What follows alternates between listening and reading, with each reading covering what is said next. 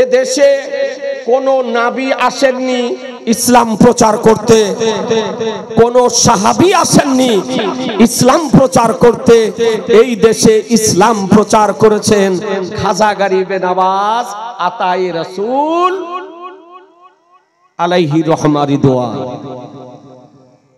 খোদা প্রদত্ত, আল্লাহ তাআলার প্রদানকৃত তার শক্তি, তার অলৌকিক কর্মসমূহ দর্শন করে সেই সময়ে বিধর্মীগণ স্বেচ্ছায় নিজ ধর্ম ত্যাগ করে ইসলাম ধর্ম গ্রহণ করেছিলেন। জবরদস্তি করে ইসলাম ধর্ম গ্রহণ করানো হয়নি, শক্তির বল দেখিয়ে ইসলাম ধর্ম গ্রহণ করানো হয়নি, রাষ্ট্রীয় শক্তি প্রয়োগ করে ইসলাম ধর্ম গ্রহণ করানো হয়নি। খাজা গরিবে নওয়াজের অলৌকিক কর্মসমূহ দর্শন করে স্বেচ্ছায় তারা ইসলাম ধর্ম গ্রহণ করেছিল। আমরা খাজা গরিবে নওয়াজের নিকটে ঋণী না, ঋণী নয়, জোরে বলতে হবে যে ঋণী। খাজা গরিবে নওয়াজের নিকটে ঋণী। কিয়ামতের পূর্ব পর্যন্ত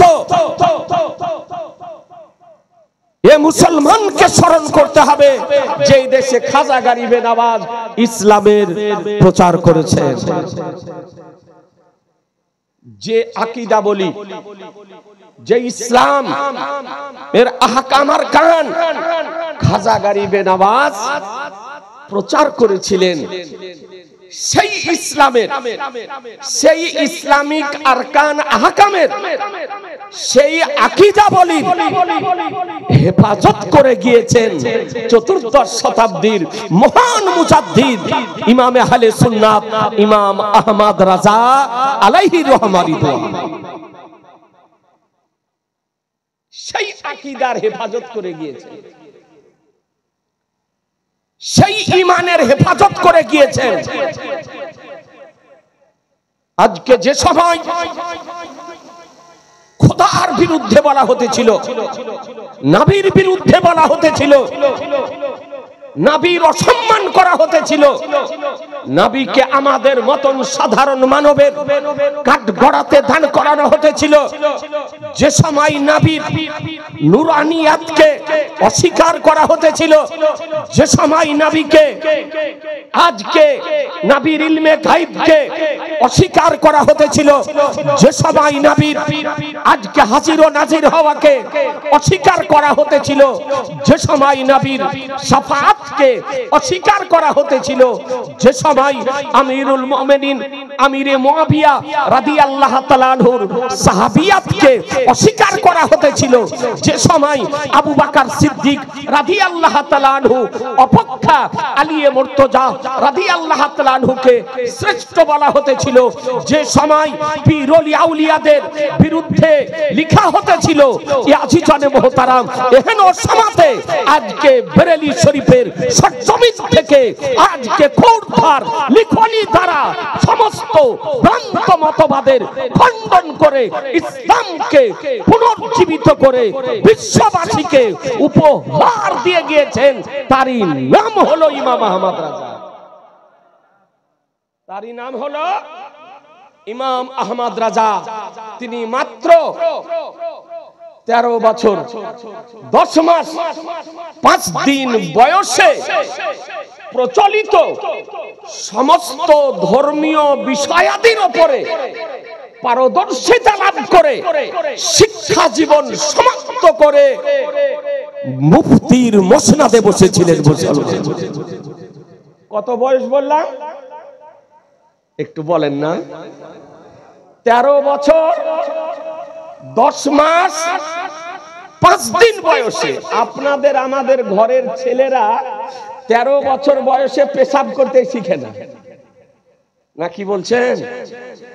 মাদ্রাসায় যারা শিক্ষকতা করে তারা জানেন, ছেলেকে ভর্তি করে আসেন তাকে পেশাব করানো শিখাতে হয় মাদ্রাসাতে, বিছানাতেও পেশাব করে দেয়। আর আমার সরকারে আলা হযরত পৃথিবী পৃথিবীর বুকে ইতিহাসের পাতা উল্টিয়ে দেখুন, বিরল যে 13 বছর 10 মাস 5 দিন বয়সে শিক্ষা জীবন সমাপ্ত করতেছেন।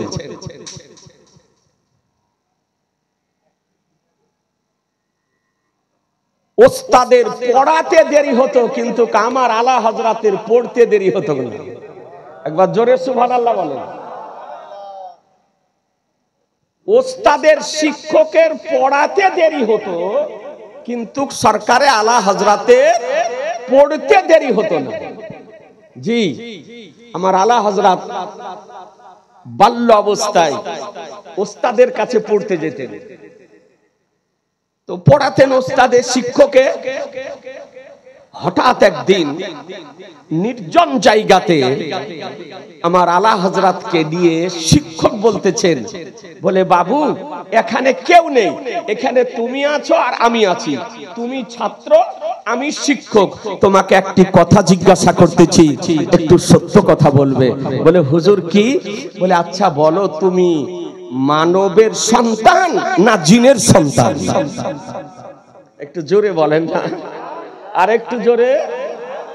বলে তুমি মানবের সন্তান না জিনের সন্তান? তো আমার আলা হযরত আজিমুল বরকাত আলাইহি রহমা রিদওয়ানের মুখে মুচকি হাসি চলে এসেছে। বলে হুজুর এইরকম প্রশ্ন আমাকে কেন করছেন? কারণটা কি? আমাকে কি মানবের সন্তান মনে হয় না? মানুষের সন্তান মনে হয় না? বলে না, তোমাকে দেখে আমার সন্দেহ হয়, এই জন্য তোমাকে জিজ্ঞাসা করতেছি। বলে হুজুর সন্দেহ কেন হয়? আরো তো ছেলেরা আসে, আরো বাচ্চারা আসে, তার মধ্যে আমাকে সন্দেহ কেন হয়?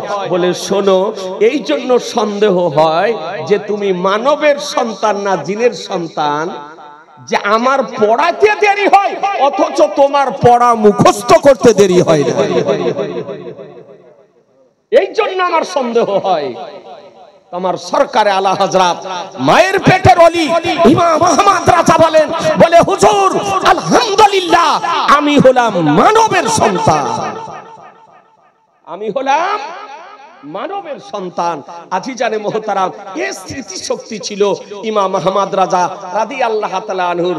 আজকে 13 বছর 10 মাস 5 দিন বয়সে শিক্ষা জীবন সমাপ্ত করে বারেলী শরীফের দারুল ইফতা আপনার প্রবেশ করতেছেন। দারুল ইফতার টেবিলে গিয়ে দেখতেছেন একটা আরবি ভাষাতে ইস্তিফতা এসেছে, একটি মশলা এসেছে। কোন ভাষায়? জোরে বলেন না। আরবি ভাষাতে। মশলাটা কি? খুব জটিল মশলা। টেবিলের উপরে রাখা আছে, যে কোনো বাচ্চা যদি নাক দিয়ে কোন মহিলার দুগ্ধ যদি পান করে নেয়, তবে সেই মহিলা বাচ্চার দুধ মা প্রমাণিত হবে কিনা। আপনারা জানেন না যে কোনো বাচ্চা 2.5 বছর বয়সের মধ্যে যদি কোনো মহিলার দুগ্ধ যদি পান করে নেয়, তবে সেই মহিলা ওই বাচ্চার দুধমা হয়। আর দুধমা যেমন নিজের মা, এই রকম হলো দুধমা। যেমন নিজের বোন, এই রকম হলো দুধ বোন। যেমন নিজের ভাই, এই রকম হলো দুধ ভাই। এই জন্য কোন মহিলা অন্য কোন বাচ্চাকে দুগ্ধ যদি পান করায়, তবে কমপক্ষে 2-5 জনকে জানিয়ে দিবে, পরবর্তীতে যেন তার সঙ্গে ওই বাচ্চারা বৈবাহিক সম্পর্কে আবদ্ধ যেন না হয়। কারণ যেমন নিজ ভাই বোনে বিবাহ করা হারাম, এইরকম দুধ ভাই বোনে বিবাহ করা হারাম। এ হচ্ছে দুধের সম্পর্ক। অনেক মা বোন আছেন, মা বোনদেরকে বলবো, তো আপনারা তো জীবনী শোনা, জালসা শোনা পছন্দ করেন, মশলা হয়তো শোনা আছে, যদিও শোনা না থাকে আজ ভালো করে শুনে নেন, যে যদি ভবিষ্যতে প্রয়োজন যদি হয় কোনো বাচ্চাকে দুগ্ধ পান করার, তা আপনি দুগ্ধ পান করানোর সঙ্গে সঙ্গে 2-4 জনকে জানিয়ে দিবেন যে এই বাচ্চাটাকে আমি একবার কি দুবার কি তিনবার কি 1 মাস দুগ্ধ পান করিয়েছি।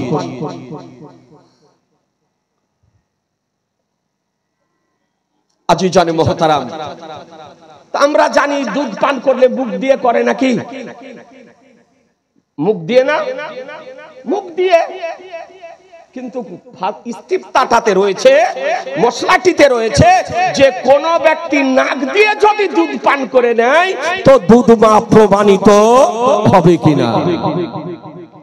আমার সরকারে আলা হযরত আজিমুল বরকাত ইমামে আহলে সুন্নাত ইমাম আহমদ রাজা রাদিয়াল্লাহু তাআলা আনহু কলম নিলেন, আর ওই প্রশ্নের উত্তর হানাফি মাযহাবের নির্ভরযোগ্য কিতাব সমূহের রেফারেন্স সহকারে ফতোয়াকে সুসজ্জিত করে লিখে নিয়ে নিজ পিতা উমদাতুল মুহাক্কিকিন মুফতি নাকি আলী খান আলাইহি রহমা রিদওয়ানের নিকটে গিয়ে হাজির করলেন যে হুজুর এই ফতোয়াটার উত্তর লিখেছি, যদি কিছু সংশোধন যদি করতে হয় তো আপনি করে দিন। আজিজানে মুহতারাম উমদাতুল মুহাক্কিকিন মুফতি নাকি আলী খান আলাইহি রহমা রিদওয়ান অর্থাৎ আমার আলা হযরতের পিতা ফতোয়া দেখার পর অতি আশ্চর্যান্বিত হয়েছেন, আর মহব্বতে চোখে জল চলে এসেছে। দাঁড়িয়ে গিয়ে সঙ্গে সঙ্গে ইমাম আহমদ রাজাকে সিনার সঙ্গে লাগিয়ে নেওয়ার পর বলেন, বলে আহমদ রাজা, আজ থেকে বেরেলির মুফতির মসনদ তোমার হাতে সমর্পণ করে দিলাম। আজিজানে মুহতারাম, বুঝা গেল যে ইমাম আহমদ রাজা কার নাম, যার হাতে 13 বছর 10 মাস 5 দিন বয়সে বেরেলি শরীফের মুফতির মসনদ সমর্পণ করা হয়েছে, তারই নাম হলো ইমাম আহমদ রাজা। আজিজানে মুহতারাম, তার নিকটে যে ভাষাতে ফতোয়া আসতো, খুব সহজ ভাবে একটু আপনাকে বোঝানোর আমি চেষ্টা করছি। আলা হযরত সম্পর্কে অনেক কিছু শুনেছেন এই মঞ্চে, গতবারও আমি আলোচনা করেছিলাম। কি আলোচনা করেছিলাম অত মনে নাই। মাওলানা বদরে আলম রাজভী সাহেব এই মঞ্চে তিনি উপস্থিত ছিলেন। এখানে আপনাদের পার্শ্ববর্তী ইমামতি করতেন। ইহ জগৎ থেকে বিদায় নিয়েছে, আল্লাহ তাআলা যেন তাকে জান্নাতের উচ্চ স্থান যেন দান করেন। সকলে বলুন আল্লাহুম্মা আমিন। যে ভাষাতে ফতোয়া ইস্তিফতা আসতো সেই ভাষাতে আমার আলা হযরত উত্তর দিতেন। একবার সুবহানাল্লাহ বলবেন না? আরবিতে প্রশ্ন, আরবিতে উত্তর, ফার্সিতে প্রশ্ন, ফার্সিতে উত্তর, ইংরেজিতে প্রশ্ন, ইংরেজিতে উত্তর। পাকিস্তানের একজন চিফ জাস্টিসের ইস্তিফতা, ইংরেজি ইস্তিফতার উত্তর আলা হযরত নিজেই ইংরেজিতে লিখেছিলেন। যে ভাষাতে প্রশ্ন আসতো সেই ভাষাতে উত্তর দিতেন। শুধু তাই নয়, যদি গদ্যে প্রশ্ন হতো তো গদ্যেই উত্তর দিতেন, পদ্যে যদি প্রশ্ন হতো তো পদ্যেই উত্তর দিতেন। আজিজানে মুহতারাম, তিনি বিশ্ববাসীকে একটি হানাফি মাযহাবের নির্ভরযোগ্য ফতোয়ার কিতাব প্রদান করে গিয়েছেন। উলামায়ে কেরামগণ জানেন, যার নাম হলো আল আতাইয়া নববিজ্ঞা ফি ফাতাওয়া রাজাবিজ্ঞা। মুখতাসার নাম হলো ফাতাওয়ায়ে রাজাবিয়া। কি নাম বললাম? একটু মুখস্থ করেলেন না? আমরা সুন্নি মানুষ, সকলে আমরা সুন্নি। ফাতাওয়ায়ে রাজাবিয়া, জোরে বলেন ফাতাওয়ায়ে রাজাবিয়া। 12 খণ্ডে বিভক্ত। কত খণ্ডে? 12 খণ্ডে বিভক্ত। এ ফাতাওয়ায়ে রাজাবিয়া যারা আহলুস সুন্নাত আল জামাতের ওলামায়ে কেরাম, মুফতিয়ানে কেরাম, তারা তো ফতোয়া এই কিতাব থেকে দেন। ওহাবি যারা, দেওবন্দি যারা, তারাও আপনার হানাফি মাযহাবের ফতোয়া তলাশ করার জন্য আমার সরকারে আলা হযরতের ফতোয়ায়ে রাজাবিয়া তলাশ করে বলছেন। জি, তাদেরও দারুল ইফতাতে পাবেন। আপনি জান দেখুন, দারুল উলুম দেওবন্দের দারুল ইফতাতে আমার সরকারে আলা হযরতের ফতোয়ায়ে রাজাবিয়া রাখা আছে। 12 খণ্ড, মোটামুটি এতটা উঁচু নাকি গো? এইরকম মোটা মোটা খণ্ড আছে বলছে। জি, কিতাবটির মধ্যে অনেকের কাছে হয়তো আছে, ওলামায়ে কেরামের কাছে। দেখবো যদি মনে করেন সকাল বেলাতেই আপনার ইউনিভার্সিটি, অচিন্তলা ইউনিভার্সিটিতে গিয়ে দেখে আসি। সব মৌলবীর পক্ষে পড়া সম্ভব নয়। এমন এমন আরবি আছে আপনার 10 পৃষ্ঠা, 20 পৃষ্ঠা, 30, 40, 50 পৃষ্ঠা করে শুধু আরবি। আপনার এই আরবি বুঝাই মুশকিল। তো পাকিস্তানের করাচির থেকে বিজ্ঞ ওলামায়ে কেরামের টিম দীর্ঘদিন অক্লান্ত পরিশ্রম করে মুতারজাম ফতোয়ায়ে রাজাবিয়া বের করেছেন, 32 খণ্ডে বিভক্ত। কত বললাম? 32 খণ্ডে বিভক্ত। কিছু জ্ঞান পাপী বেরিয়েছে, কিছু মূর্খ বেরিয়েছে, এই রকম কিছু ভুঁইফোড় বক্তা বেরিয়েছে। কিতাব চোখে দেখেনি, অথচ বলছে কোনো কিতাবে নাই, কোনো কিতাবে নাই। ও দেখেনি চোখে, আর গুরুও দেখেনি চোখে। 32 খণ্ডে বিভক্ত। কমিশন বাদ দিয়ে মোটামুটি 17,500 টাকা দাম। কত বললাম? 17,500 টাকা দাম। 17,000 টাকা দিয়ে কিতাব কিনবে না ব্যাংকে রাখবে? এই 12 খণ্ডে সারা জীবন আপনাদের যেন মনে থাকে। এই 12 খণ্ড ফতোয়ায়ে রাজাবিয়াতে পৃষ্ঠা কত আছে জানেন? জানেন না? এতে পৃষ্ঠা আছে 7,509 পৃষ্ঠা। পুরা প্রথম খণ্ড থেকে 12 খণ্ড পর্যন্ত এই 12 খণ্ডে পৃষ্ঠা আছে কত বললাম? 7,509। মুখস্থ করে নেন, 7,509। এই 12 খণ্ডে ফতোয়া আছে কতটা বলবো? জি, ওয়াজ বহু শুনেছেন, শুনেন আমার আলা হযরতে। ওই 12 খণ্ডে ফতোয়া বর্ণিত হয়েছে 6,858টি। 6,858টি ফতোয়া বর্ণিত হয়েছে।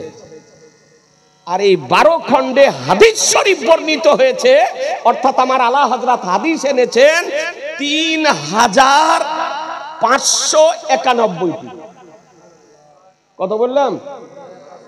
3,591টি। অর্থাৎ ওই কিতাবটির মধ্যে 6,858টি ফতোয়া আছে, আর 3,591টি আপনার হাদিস শরীফ আছে। আপনাদেরকে বলতে চাই, এই কিতাব আজকে আমার সরকারে আলা হযরত পৃথিবীবাসীকে উপহার দিয়ে গিয়েছেন, তারই নাম হলো ইমাম আহমদ রাজা।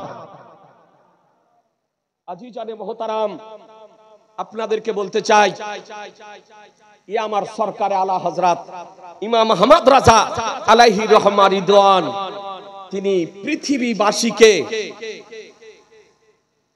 যে 1,000-এর অধিক কিতাব দিয়ে গেছেন, তার মধ্যে একটি গুরুত্বপূর্ণ গ্রন্থ হলো কোরআন শরীফের অনুবাদ। কোরআন শরীফের অনুবাদ, তার নাম হলো কানজুল ইমান। কি নাম বললাম? কানজুল। জোরে বলেন না, আমার সঙ্গে জোরে বলেন, কানজুল ইমান। কানজুল ইমান। আজিজানে মোহতারাম, সেই সময় দেওবন্দি বলেন, জামাতি বলেন, গায়র মুকাল্লিদ বলেন, যত রকমের ভ্রান্ত মতবাদ আত্মপ্রকাশ করেছে, এ বেরাদার তাদের গুরুগণ কোরআন শরীফের অনুবাদ করেছে। আপনাদেরকে বলতে চাই, আপনারা অনেকে বলছে ওরাও কোরআন শরীফ পড়ে, আপনারাও কোরআন শরীফ পড়েন। কোরআন শরীফ তো একটি, হ্যাঁ কোরআন শরীফ একটি, কিন্তু অনুবাদ হচ্ছে আলাদা আলাদা। অনুবাদ কি? আলাদা আলাদা। যে যেমন ধরনের সে অনুবাদ তেমন ভাবে আপনার করেছে, মন গড়া করেছে। এ বেরাদার ইসলাম কাদিয়ানির তরজমা বলেন, জামাতির তরজমা বলেন, মওদুদির তরজমা বলেন, গায়র মুকাল্লিদের তরজমা বলেন, আশরাফ আলীর তরজমা বলেন, যারা আজকে অনুবাদ করেছে কোরআন শরীফের অনুবাদ করতে গিয়ে কেউ বলেছে যে নবীর পূর্বের ও পরের গুনাহকে আল্লাহ ক্ষমা করে দিয়েছে। কেউ আপনার অনুবাদ করতে গিয়ে বলেছে নবী পথভ্রষ্ট ছিল, পথ হারা ছিল, আল্লাহ তাকে পথ দেখিয়েছেন। বলুন মুসলমান, যে আজকে কোরআন শরীফের অনুবাদ করতে গিয়ে নবীকে যদি পথ হারা যদি বলে, পথভ্রষ্ট যদি বলে, নবীর গুনাহ প্রমাণ যদি করে, এই রকম কোরআন শরীফের অনুবাদ পড়ার পর ঈমান সুরক্ষিত থাকবে না ধ্বংস হবে? জোরে বলতে হবে যে ধ্বংস হবে। এ বেরাদার, আবুল আলা মওদুদি একটি দল আছে, একে বলে জামাত ইসলামী। একে কি বলে? জামাত ইসলামীর ভিতরে ভিতরে এর আবার এজেন্ট আছে, কিছু মাস্টার, কিছু শিক্ষিত, এরা ভিতরে ভিতরে কাজ করে। এজেন্ট আবুল আলা মওদুদির। এ বেরাদার আল ইসলাম, এ আবুল আলা মওদুদি বকে বলে মাওলানা আবুল আলা মওদুদি বলে না, মুফতি আবুল আলা মওদুদি বলে না, মুহাদ্দিস আবুল আলা মওদুদি বলে না, ওকে বলে মিস্টার আবুল আলা মওদুদি।